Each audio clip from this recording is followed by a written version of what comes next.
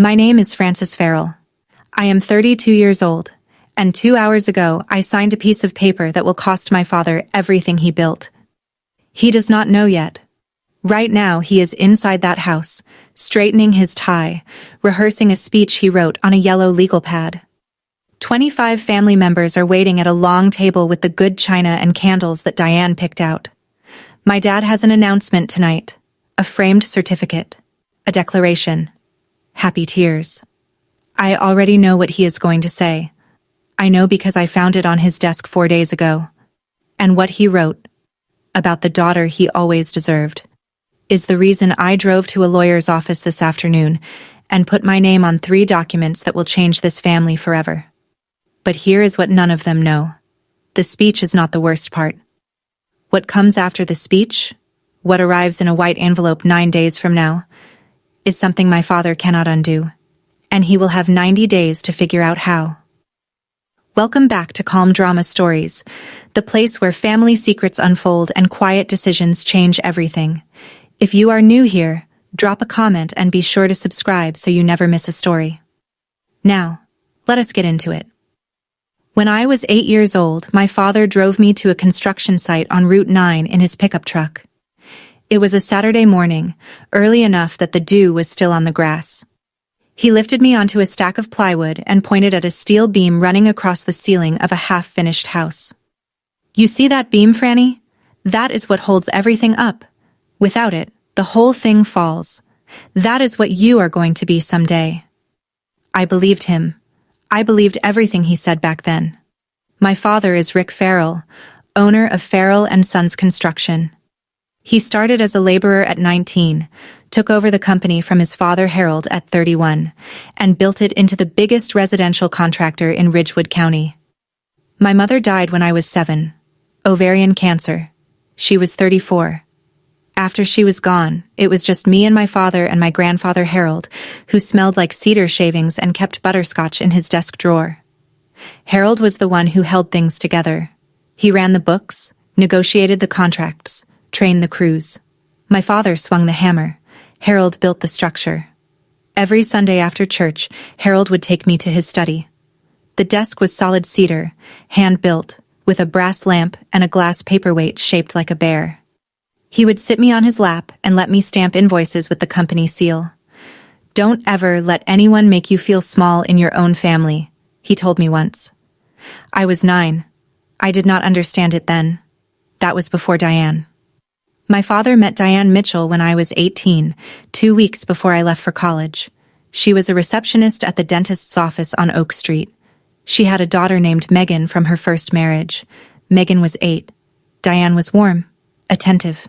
She brought my father casseroles, asked about his day, laughed at his jokes.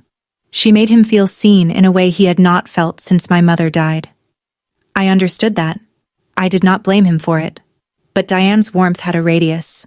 It extended to my father, to Megan, to the neighbors she wanted to impress. It did not extend to me. Her smile changed when my father left the room. Not dramatically, not cruelly, just less. Like a lamp switched to a lower setting. "Frances, honey, Megan really needs her own space. Would you mind if we moved some of your things to the guest room?" This was 3 months after the wedding. My bedroom became Megan's craft room. My posters came down. Her butterfly stickers went up.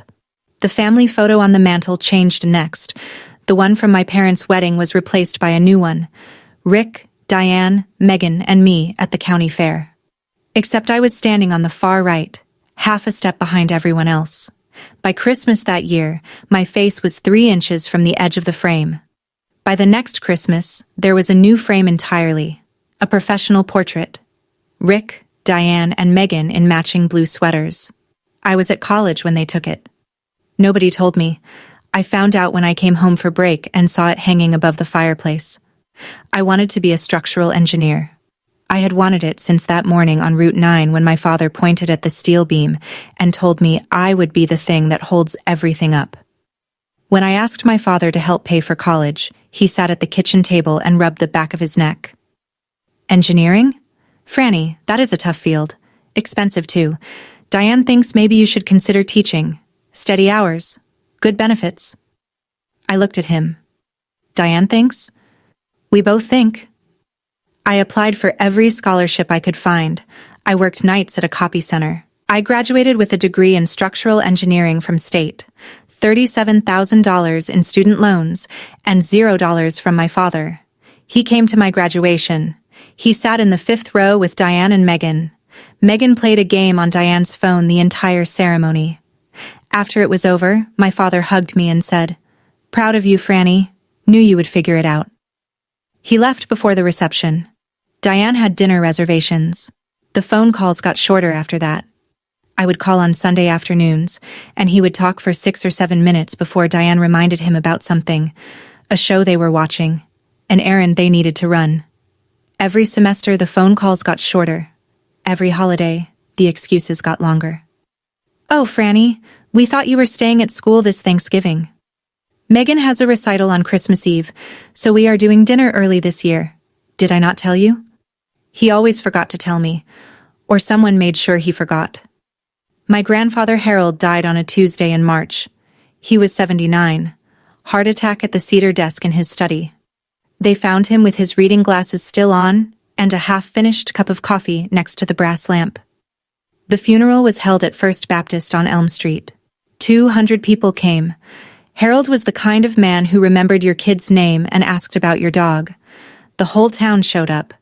Diane complained about the seating arrangement. "I just think immediate family should be in the front pew, Rick. Not cousins, not old friends. Immediate family." She meant herself and Megan. She did not mean me. Aunt Patrice, my father's older sister, moved me to the front pew herself without saying a word. After the service, Harold's attorney pulled me aside.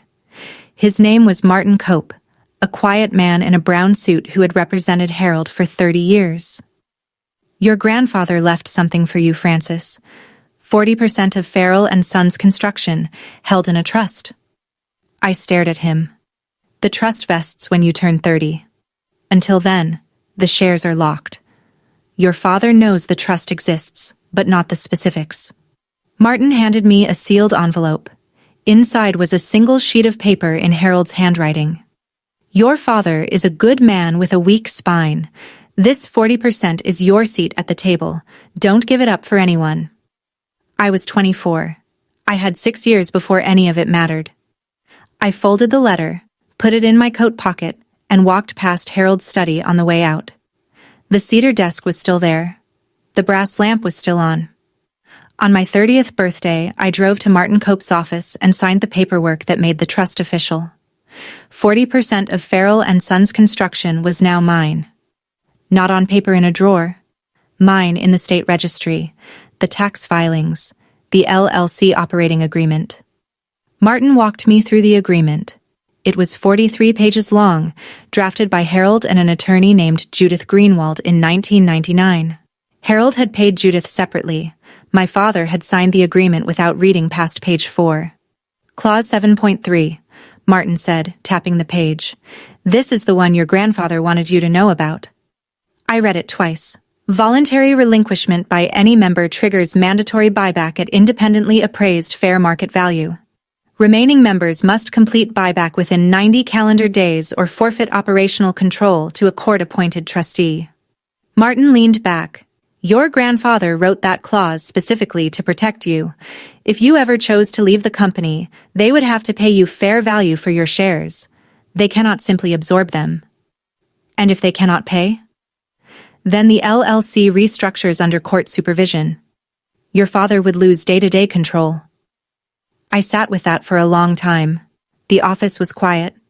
Traffic hummed on Caldwell Street below. "I hope I never need this," I said. Martin nodded. Harold hoped the same thing. I filed the agreement in a fireproof box in my closet. 2 years passed. I designed bridges and parking garages and hospital wings. I paid off my student loans. I bought a condo 45 minutes from Ridgewood. I did not think about Clause 7.3. Not yet. I tried. I want that on the record. I tried for 2 years. When I turned 30, I emailed my father. "Dad, I would like to discuss my role in the company. Can we set up a time to talk?"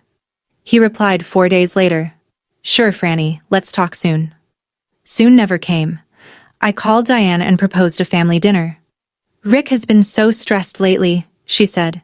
Maybe next month? Next month turned into the month after that, which turned into silence. I invited my father to lunch 3 times. He canceled the first. He forgot the second.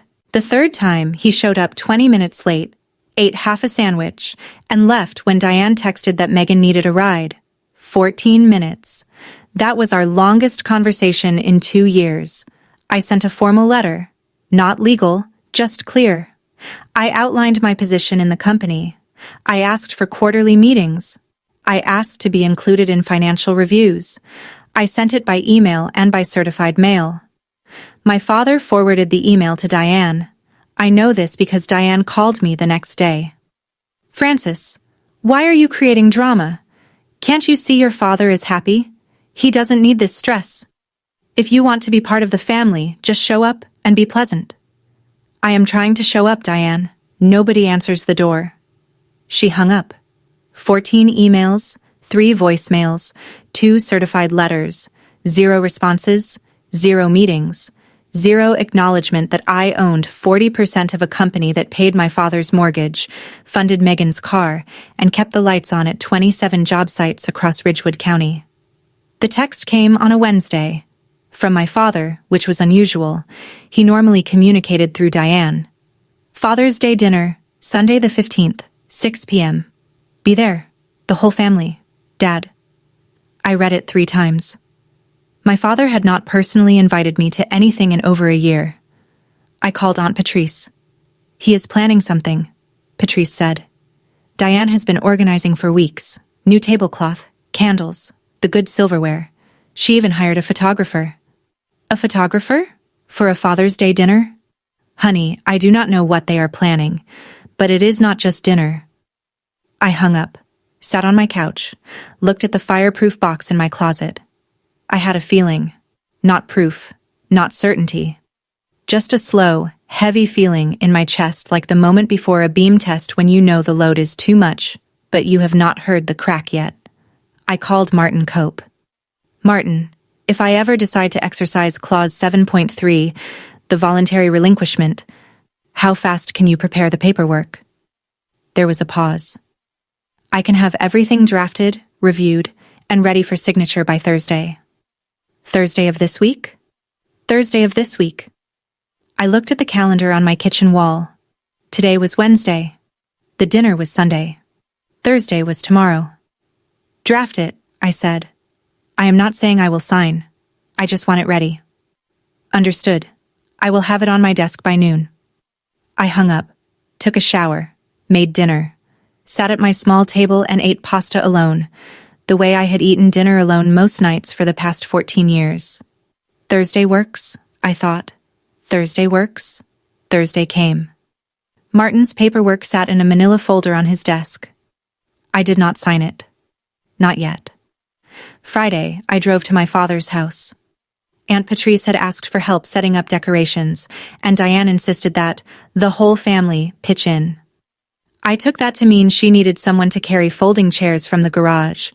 The house smelled like lemon cleaner and Diane's perfume. Megan was in the living room, talking on the phone. She did not acknowledge me when I walked past.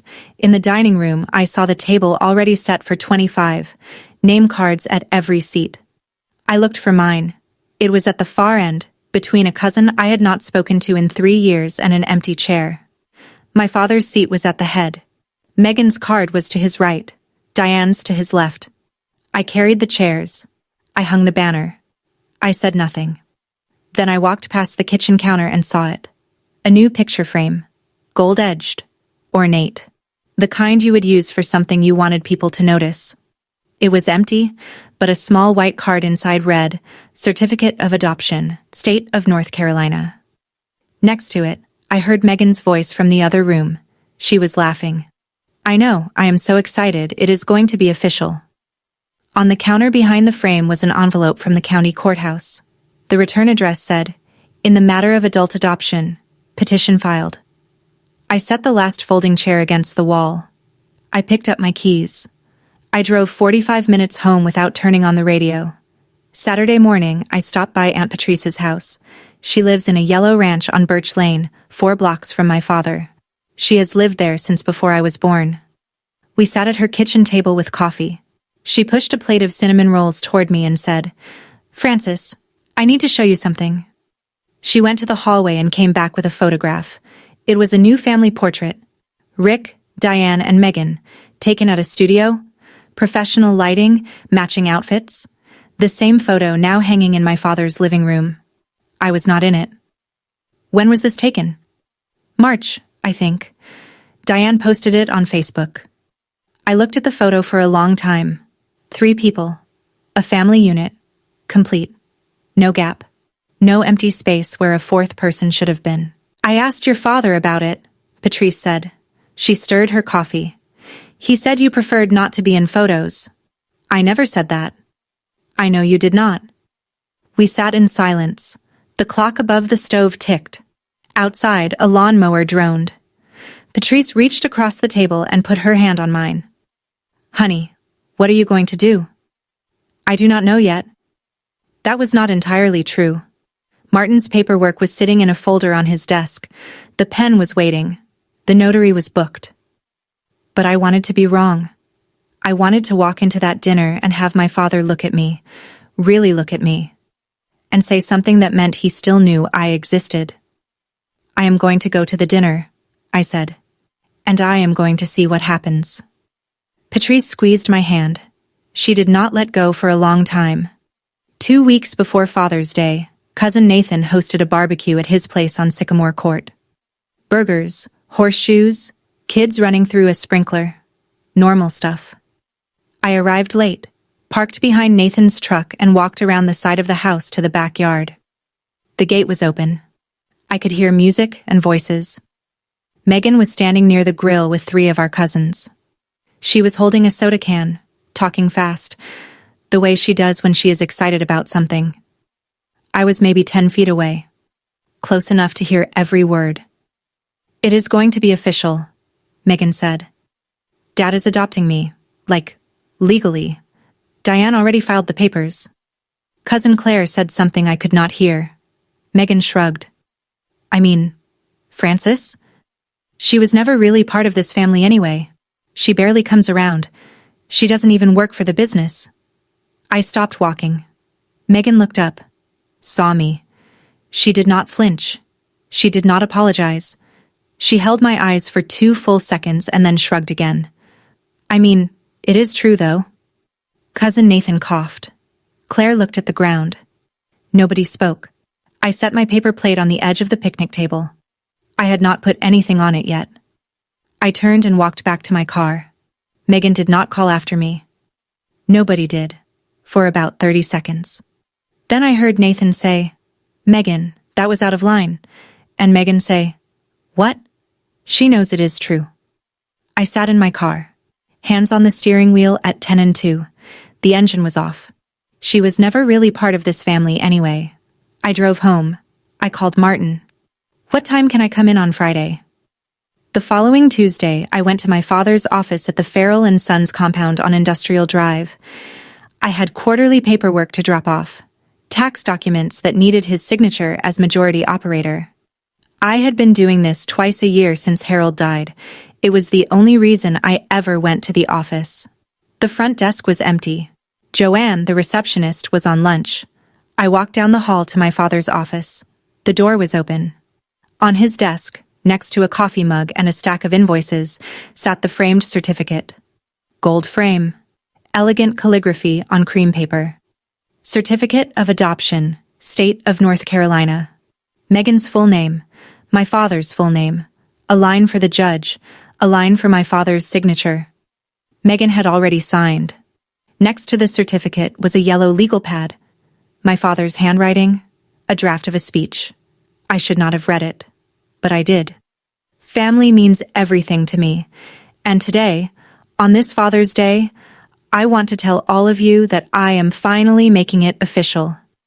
I am adopting Megan Elizabeth Mitchell as my daughter.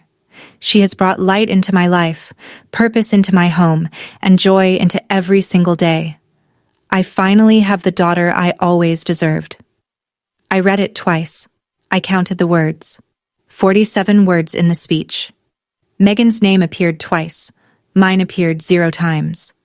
I set the quarterly paperwork on the counter by the door. I did not leave a note. I walked out of the building, past the break room, past the trucks in the gravel lot with Farrell and Sons stenciled on the doors. I sat in my car for 11 minutes before I could start the engine. Wednesday evening. I was sitting on my couch with a bowl of soup I had barely touched. The television was on but muted. Some home renovation show, a couple arguing about tile. I picked up my phone and called Martin. "The paperwork we discussed," I said. "Is it ready?" "Ready to sign whenever you are. I can have the notary in the office any day this week." I looked at the television. The couple had stopped arguing. They were hugging. The tile they picked was beige. "Martin, if I sign on Friday, the dinner is Sunday. Is there a way to hold the filing? In case I change my mind?" "I can hold the executed documents for 48 hours before submitting them to the state. If you want to cancel within that window, you call me and I shred them. No filing, no record, no consequence. And if I do not call? I file Monday morning at 9. The 90-day clock starts. Your father receives formal notice 7 to 10 business days after that." I stared at my soup. It had gone cold. There was a film on the surface. "Friday at 2, I said. "I will be here." I hung up, set the phone on the cushion next to me, pressed my palms against my eyes. I wanted to be wrong. I wanted to walk into that dinner on Sunday and have my father look at me, really look at me, the way he did when I was 8 years old on that construction site, and say one thing that told me I still mattered to him. That was all. One sentence, one look, one moment of recognition. If he gave me that, I would call Martin, and it would all go away. Friday afternoon, 2 days before the dinner. Patrice had asked me to come by the house one more time. There were centerpieces to arrange, chairs to recount, a dessert table to set up in the living room. I did not want to go.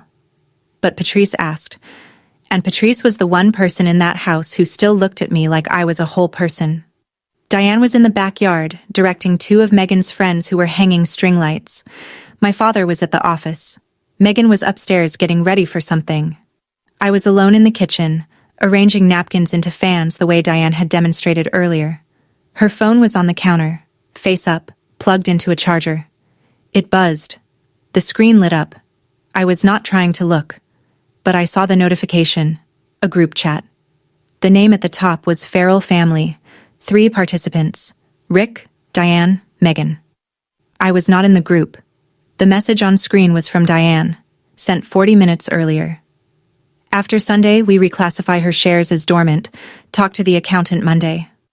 Below it, my father's reply, "She won't even notice. She never comes to meetings." And below that, Megan, "Can we change the locks on the office too, LOL?" I stood very still. The kitchen faucet dripped. Outside, one of Megan's friends laughed at something. I picked up Diane's phone. I took 3 screenshots. I sent them to my own number. I deleted the sent messages from Diane's text log. I placed the phone exactly where it had been, screen down, plugged in. I walked to the hallway, stopped in front of Harold's study. The cedar desk was still there. Same brass lamp, same glass paperweight. My father used the room now but had not changed a thing.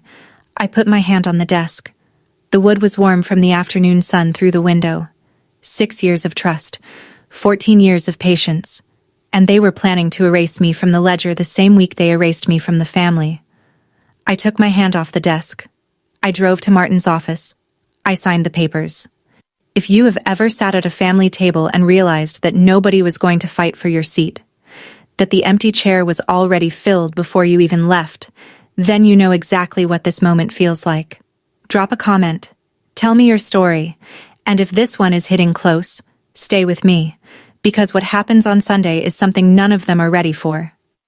The notary was a woman named Patricia, short gray hair, reading glasses on a chain. She did not make small talk. I sat in Martin's office at 2:14 on a Friday afternoon and signed my name on 3 documents. The relinquishment of my 40% stake in Farrell and Sons Construction, LLC, the request for independent appraisal, the formal notification to remaining members. Martin watched me sign each one. He did not rush me. He did not ask if I was sure. When I finished, he put the documents in a blue folder and set them in his desk drawer. "Once I file these on Monday, the 90-day clock starts," he said. "The independent appraiser will assess the company's fair market value. Based on the most recent revenue figures, your 40% is worth approximately $320,000. And if they cannot pay within 90 days, they forfeit operational control. The LLC restructures under court supervision." I nodded. $320,000. That was what 14 years of silence was worth when someone finally bothered to read the operating agreement. "You still have the 48-hour window?" Martin said. "Call me any time before Sunday at 2:14, and I shred everything." I drove home, walked past my closet where the fireproof box held Harold's original agreement. I opened the folder he had left me. Inside, next to the trust documents, was the yellowed copy of the agreement with Harold's handwriting in the margin. "The table always has a seat for you, sweetheart." I closed the folder. Tomorrow was Father's Day, Sunday morning. I woke up at 6:37. The light through my bedroom window was pale blue, the kind of light that makes everything look quieter than it is. I lay there for a while, thought about calling Martin, thought about shredding the whole thing, putting on jeans, driving to my father's house with a bottle of wine and a card that said, "Happy Father's Day, Dad," in my handwriting. I could still do that. The window was open. The pen had not yet become permanent.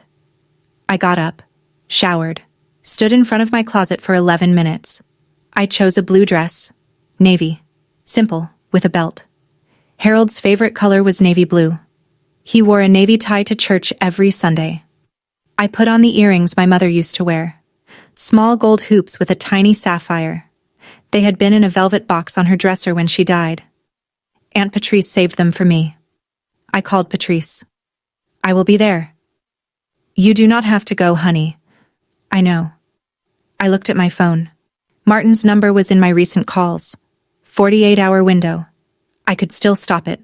One phone call and it would all disappear. I put the phone in my purse. I was not going to make a scene. I was not going to cry.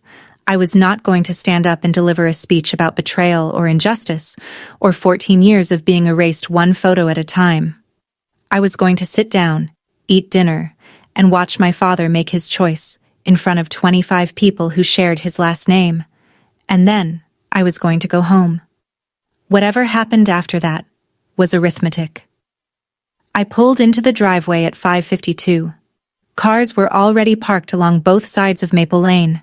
Uncle Gene's Buick, Cousin Nathan's truck, Aunt Patrice's gray sedan, a white SUV I did not recognize, Diane's side of the family. The house was lit up. Through the front window, I could see people moving, plates being passed, Diane adjusting something on the table. The banner over the fireplace said, "Happy Father's Day" in gold letters. Balloons bobbed from the porch railing. I sat in my car for 2 minutes, checked my face in the mirror, smoothed the front of my dress, touched my mother's earrings. Then I got out and walked to the door. Inside, it was warm and loud. 25 people in a house meant for 12. Cousins I saw once a year. Aunts who pinched my cheeks and said I looked thin. Diane's mother, who always called me Rick's other one. Diane greeted me at the kitchen doorway. "Oh, Frances, you came. How nice." She air-kissed near my cheek. Her perfume was strong. Her smile was precise. I looked for my father. He was in the living room, standing near the fireplace with Megan, showing her something on his phone. He saw me, waved. "Hey, Franny." Then he turned back to Megan. I found my seat at the table. End of the row, between Cousin Derek, who I had not spoken to since Harold's funeral, and an empty chair. No one had saved me a spot near the head. Aunt Patrice appeared beside me.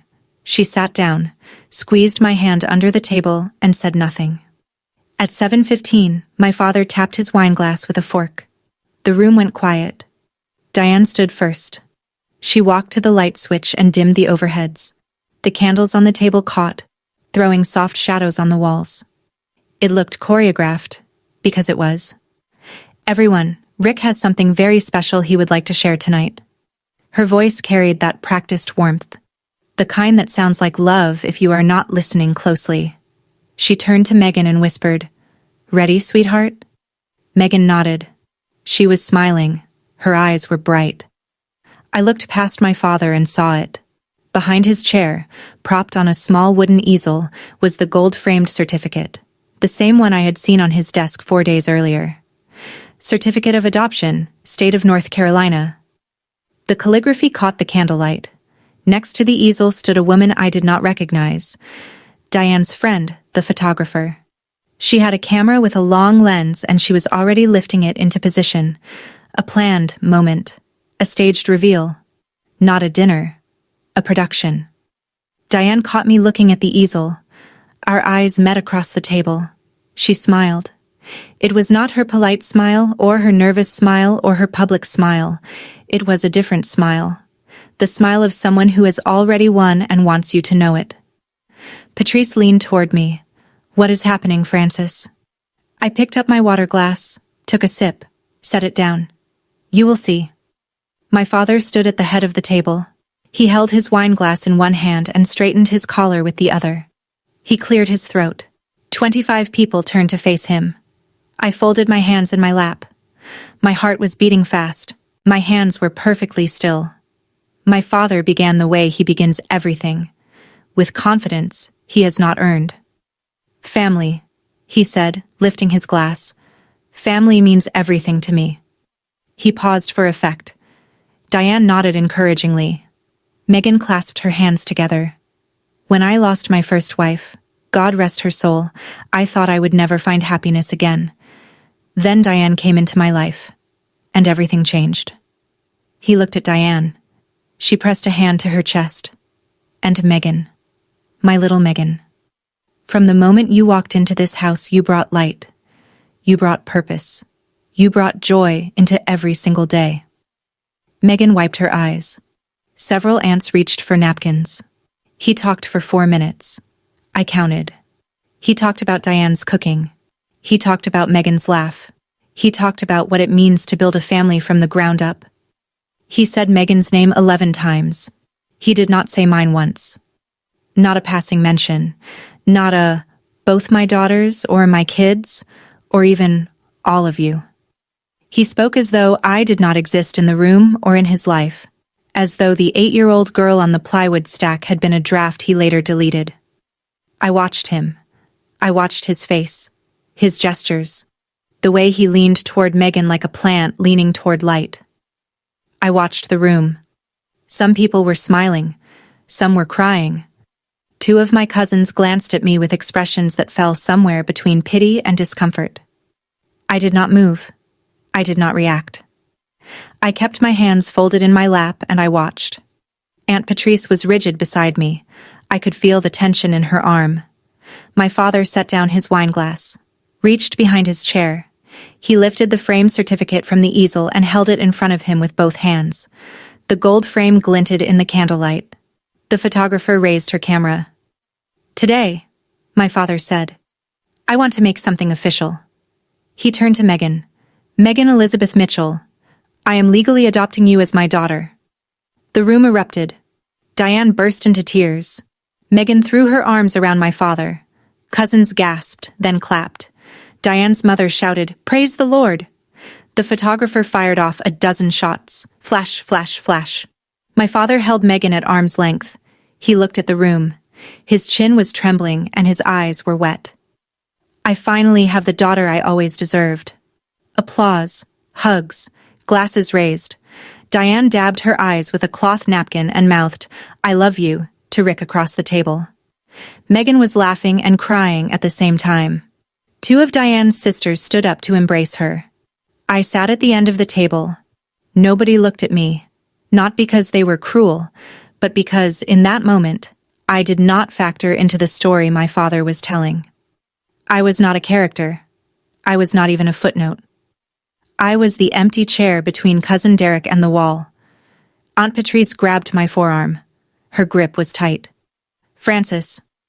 "It is fine, Aunt Patrice." It was not fine. Nothing about this was fine. But the word left my mouth the way structural calculations leave my drafting table. Measured, precise, stripped of everything that does not serve the load. Under the table, I pressed my thumbs into my palms. The room was loud. The candles were bright. The 48-hour window was closing. I did not call Martin. For the next 45 minutes, the room orbited around my father and Megan like planets around a sun. People lined up to congratulate them. Diane stood beside Rick, accepting praise as though she had brokered a peace treaty. "What a beautiful gesture, Rick. Megan is so lucky to have you. This is what family is all about." Cousin Claire came to my end of the table. She sat in the empty chair next to me and leaned in. "Are you okay?" "I appreciate you asking," I said. She looked like she wanted to say more. She did not. Diane's brother-in-law, a man named Greg who I had met exactly twice, walked past and said, to no one in particular, "Rick's so lucky. Megan is such a perfect daughter." I ate my food. Roast chicken, green beans, mashed potatoes from a box. I ate methodically, because eating gave my hands something to do. I did not leave early. I did not push back my chair. I did not walk to the head of the table and say the 17 things forming in a line behind my teeth. Diane approached me during dessert. She pulled a chair close and sat with her knees pointed toward me. She smelled like vanilla and victory. "Frances, I hope you understand this is not about you." I looked at her. "I understand completely, Diane." "Good. Because we are all family here." She patted my arm, stood up, walked back to Rick. "Not about me." After 14 years of being moved to the edge of every frame, excluded from every plan, forgotten on every holiday, and erased from the business my grandfather built, it was not about me. She was right about that, actually. It was never about me. That was the whole problem. During dessert, I excused myself. Nobody noticed. The room was still buzzing with adoption glow. Diane was passing around a tray of Megan's favorite lemon squares and telling people the recipe had been in her family for generations. It had not. It was from a box. I walked down the hall to Harold's study. The door was half open. The room was dark except for the glow from the porch light through the window. The cedar desk was right where it had always been. Same brass lamp. Same glass paperweight shaped like a bear. My father used this room now. There were invoices stacked on one corner and a laptop charger snaked across the surface. But the desk itself was Harold's. He built it by hand in 1987, the year my father was born. I opened the top right drawer. Inside, beneath a stack of old bank statements and a box of paper clips, was a manila folder. I pulled it out. Inside was Harold's original copy of the Farrell & Sons operating agreement. 43 pages. Yellow with age. Harold's handwriting in the margins. I turned to page 27. Clause 7.3. Harold had underlined it in blue ink. In the margin, he wrote, "RF signed without reading. Keep this copy safe. RF, Rick Farrell." My father. I read the clause one more time. My finger followed the words. Voluntary relinquishment by any member triggers mandatory buyback. In the dining room, Diane laughed. My father said something I could not hear. The photographer's camera clicked. "Grandfather," I whispered to the empty room. I tried. I really tried. I took a photo of the clause with my phone, closed the folder, placed it back in the drawer, closed the drawer gently. Then I went back to the table and finished my lemon square. I helped clear the dishes. I always helped clear the dishes. It was what my mother taught me. You clean up after a meal, even if nobody notices.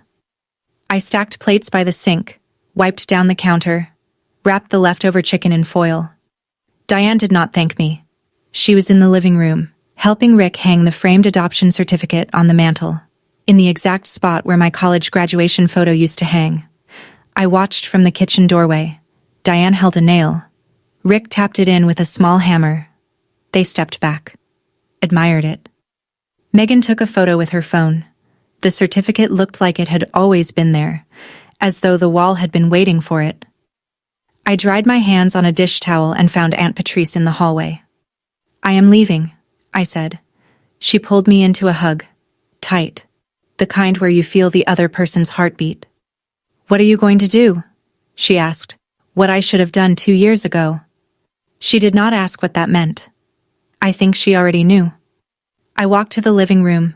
My father was sitting in his recliner, Megan beside him on the arm, scrolling through photos of the evening on her phone. "Happy Father's Day, Dad." He looked up. "Thanks, Franny. Drive safe." He did not stand up. He did not walk me to the door. He turned back to Megan's phone and pointed at a picture. "Send that one to Uncle Gene." I walked out. The night air was cool. Crickets. The smell of cut grass. I got in my car and sat for a moment. The 48-hour window was still open, but I already knew I would not be calling. Monday morning, 9:03. I was sitting at my desk in my office on the 4th floor of a building where I design things that hold weight. I picked up the phone and called Martin. "File it." "Are you sure?" "The 48-hour window does not expire until 2:14 this afternoon. You still have—" "Martin, file it." A pause. "Understood. Filing now." I hung up, opened my laptop, pulled up the blueprints for a hospital wing in Greensboro, calculated a load-bearing wall for the pediatric unit, checked the steel reinforcement specs for the 3rd-floor corridor. Business as usual. The work did not care about my father's speech. The beams did not care about adoption certificates or lemon squares or framed photos on mantles. The numbers were clean. The numbers were honest. The numbers held. At noon, a text from Diane. "Hi, Francis. Megan is interested in taking on more responsibility at the company. Your father thinks she could use your office since you rarely come in. Can you clear out your things by Friday? Thanks." I read it once. I read it twice. My office. The small room next to my father's, where Harold used to keep the project files. Where I used to stamp invoices on Sunday mornings. They wanted to give it to Megan. The week after the adoption. The same month they planned to reclassify my shares as dormant. I did not reply. The notice would arrive at my father's business address in 7 to 10 business days. It would come in a white envelope with Martin Cope's return address. It would be addressed to Richard A. Farrell, Managing Member, Farrell and Sons, Construction LLC. My father opens his own mail, always has. 7 to 10 days, 9 days later. I was at my desk reviewing connection details for a parking structure when my phone rang. The caller ID said, "Dad." My father had not called me directly in 7 months. "Francis." His voice was shaking. Not with anger, with something rawer than that. Disbelief. "What is this? What did you do?" "I exercised my rights under the operating agreement." "You? What are you talking about? This letter says you are relinquishing your shares. It says we owe you—" "Francis? $320,000? Are you out of your mind?" "I am exercising Clause 7.3, voluntary relinquishment with mandatory buyback at appraised fair market value. This is my business. Dad built this for me. Grandfather built it for the family. You decided who the family was." Silence. I heard him breathing. I heard Diane's voice in the background, distant, sharp. "What is she saying? What does it say?" "We need to talk about this," my father said. "Come to the house. Sit down with me and Diane. We will sort it out as a family. My attorney will be in touch. This is a legal matter now. Francis, do not do this. Think about what you are doing to this family." "I have. For 14 years. I hung up, set the phone on my desk, looked at the parking structure blueprints. The connection details were fine. The load paths were sound. Everything I built was designed to hold $320,000. That is what 14 years of silence is worth when it is written into an operating agreement that nobody bothered to read. If you have ever been the one doing the math while everyone else was doing the celebrating, stay with me. Because this dinner is not over. Not by a long shot. My father called an emergency family meeting for the following Saturday.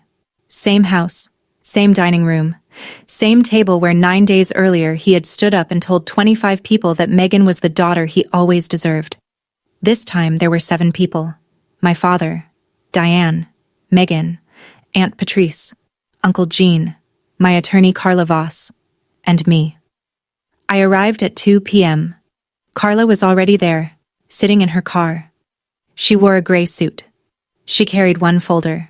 She did not smile, because this was not a smiling occasion. We walked in together. The dining room was clean. The banner was gone. The balloons were gone. The adoption certificate was still on the mantel. My father was standing at the head of the table. His face was red. Diane sat to his left, gripping a coffee mug. Megan sat across from her, eyes puffy. "Tell me this is a bluff," my father said. "Tell me you are not actually doing this." "This is not a bluff, Dad." Diane leaned forward. "How could you do this to your father, after everything he has given you?" I looked at her. I let the question hang for 3 full seconds. "What exactly has he given me, Diane?" Diane opened her mouth, closed it. My father slammed his palm on the table. The coffee mugs rattled. "I built this business, with my hands. I poured concrete and hung drywall and worked 70-hour weeks for 30 years. Grandfather built this business," I said. My voice was level. "And he left 40% of it to me, which I have now voluntarily relinquished. Per the operating agreement, you have 90 days to buy me out at appraised fair market value. That is not a negotiation. That is the contract you signed." Diane turned to my father. "Do something, Rick. She cannot just walk in here and—" "Mr. Farrell." Carla spoke for the first time.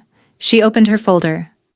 Clause 7.3 of the Farrell & Sons Construction LLC Operating Agreement, drafted 1999 by attorney Judith Greenwald on behalf of Harold Farrell. She read it aloud, every word. The room was silent. Diane leaned back. "That clause is ridiculous. It cannot be enforceable." "It has been part of the operating agreement for 27 years, Carla said. "Signed by all current members, including Mr. Farrell. It has never been amended, challenged, or superseded." Diane pivoted. I watched the shift happen in real time, the way her posture softened, the way her voice dropped half an octave. "Francis, sweetie, we are family. Surely we can work this out without lawyers and folders and— this is not how families solve problems." "You had 14 years to solve this without lawyers, Diane." Diane's composure cracked. Not the way I expected. Not rage, not calculation. Something else. Her voice broke. "I just wanted my daughter to have a family. That is all I ever wanted. I just wanted us to be a real family." I looked at her, and I saw it. For 1 second. Not the strategist. Not the woman who cropped me out of photos and redirected phone calls and whispered narratives into my father's ear for 14 years. I saw a woman who had been left once before, by Megan's biological father, and had spent every day since making sure it would never happen again. I felt something flicker. Empathy. Recognition. The understanding that fear makes people build walls that crush the people on the other side. And then I looked at the mantel. At the adoption certificate. In the spot where my graduation photo used to be. The flicker went out. My father looked at me. His hands were flat on the table. His jaw was tight. "This is really what you want, Francis? To destroy what I built? You destroyed what grandfather built when you decided to phase me out." I saw the group chat, Dad. The room went still. Diane turned white. Megan stopped crying. "I saw every message," I said. My voice was calm, even, like reading dimensions off a blueprint. "Reclassify her shares as dormant, talk to the accountant Monday, change the locks on the office." My father looked at Diane. Diane would not meet his eyes. We were just talking," my father said. "We did not mean— You said Megan's name 11 times in your speech, mine, 0. You invited 25 people to watch you announce that Megan was your real daughter. You hung the adoption certificate on the mantel in the exact spot where my graduation photo used to be. Francis, you said you finally had the daughter you always deserved." He flinched. I watched the words hit him the way a stress fracture propagates through concrete. Slow, invisible, and then, all at once. I said I finally had— He could not finish the sentence. He covered his mouth with his hand. Megan was crying again. This is not fair. I looked at her. You told our cousins I was never really part of this family, at Nathan's barbecue. You looked me in the eye and said it was true. Megan stared at me. Her mouth opened. Nothing came out. I am choosing to agree with you, Megan. I am choosing to no longer be part of this family, and the operating agreement has a price for that. Aunt Patrice stood up. She had been sitting at the end of the table, silent through the entire exchange. Her hands were in her lap. Her lips were pressed thin. She looked like a woman who had been holding something in her chest for a very long time and had just decided to let it out. Rick. My father looked up. I told you this would happen. Her voice was quiet but absolutely steady. 3 years ago, in this kitchen, I told you that you were losing Francis. You said I was overreacting. My father shook his head. Patrice, this is not... Harold would be ashamed. She did not raise her voice. She did not need to. Not of Francis. Of you. My father put his face in his hands. Patrice turned to Diane. And you. You knew exactly what you were doing. Every removed photo. Every forgotten invitation. Every redirected phone call. Every holiday Francis was not told about until it was too late. Diane straightened. You have no right to speak to me that way in my own house. I have every right. I am Harold Farrell's daughter, and I watched my brother erase his own child for 14 years. I said nothing for too long. I will not say nothing anymore. The room was silent. Megan was staring at the table. Uncle Gene, who had not spoken the entire meeting, leaned forward. Rick, just pay her what she is owed, and apologize. My father lifted his face from his hands. His eyes were red. His voice was raw. $320,000. Where am I supposed to find $320,000 in 90 days? Nobody answered. The adoption certificate watched from the mantel. The candles had been cleared. The photographer was gone. I stood up. I picked up my purse from the back of my chair. I looked at my father. Dad, I gave you 14 years of chances. I gave you emails and phone calls and certified letters. I gave you the dinner. I sat at that table last Sunday and watched you choose, and I did not say a word. He stared at me. His mouth was open. He looked smaller than I had ever seen him. Smaller than the man who pointed at a steel beam and told me I would be the thing that holds everything up. This is not revenge, I said. This is arithmetic. 40% of an $800,000 company is $320,000. That is not a punishment. That is a fact. I turned toward the door. If you walk out that door, Diane said, you will never be welcome in this house again. I stopped. I looked back. Not at Diane. At my father. I wanted to see if he would say anything. Correct her. Object. Even hesitate. He did not. I turned to Diane. I am not asking. I am informing. I walked to the front door. Opened it. The sunlight was bright and sharp after the dim dining room. I stepped onto the porch. Carla followed me. We walked to her car in silence. She unlocked the doors. We got in. Are you okay? She asked. I looked at the house. The porch where I used to sit with Harold on summer evenings. The driveway where I learned to ride a bike. The window of the room that used to be mine. No, I said. But I will be. She started the car. We pulled away from the house on Maple Lane. I did not look back. 3 weeks passed. My father hired an attorney named Gerald Boyd, a man who wore suspenders and charged $400 an hour. Gerald reviewed the operating agreement, called Martin, and requested a meeting. The meeting lasted 40 minutes. Gerald confirmed that Clause 7.3 was ironclad. Harold's attorney Judith Greenwald had drafted it to survive exactly this scenario. A family member forced out by the remaining operator. There was no loophole, no technicality, no angle of attack. My father took out a loan against the business. $110,000 at 8.5% interest, secured by the equipment yard and 2 company trucks. The bank required a personal guarantee. Diane co-signed. Diane was furious. Not at the bank. At me. And, for the first time that I know of, at Rick. You should have read the damn agreement, she told him. Cousin Claire overheard it at the grocery store. The walls in Ridgewood are thin. Megan's proposed role at the company was quietly shelved. There was no budget for a new position when the business was making installment payments on a $320,000 buyout. 3 weeks after the family meeting, I received a check in the mail. $100,000. First installment of 3. I deposited it at the branch on Caldwell Street. The teller asked if I wanted to open a money market account. I said yes. The following Saturday, Aunt Patrice drove 45 minutes to my condo. She brought a casserole. Harold's recipe, the one with the cornbread crust that he made every Thanksgiving. We ate together at my small kitchen table, the one I bought at a yard sale the year I moved in. Harold would be proud of you, Patrice said. I do not know about that. I do. We washed the dishes together. Patrice dried. I washed.